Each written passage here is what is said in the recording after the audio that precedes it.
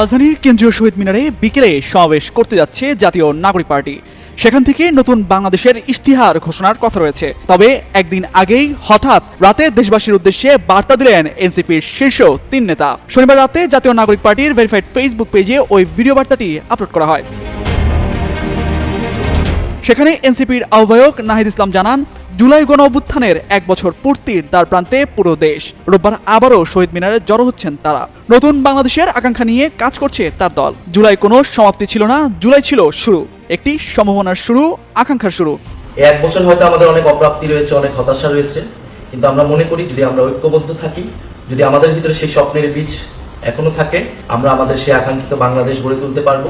আমাদের গত ১ বছরের অভিজ্ঞতা, ১ বছরের সীমাবদ্ধতা সবকিছু মিলিয়ে আমরা সামনের দিনের পথ চলতে চাই।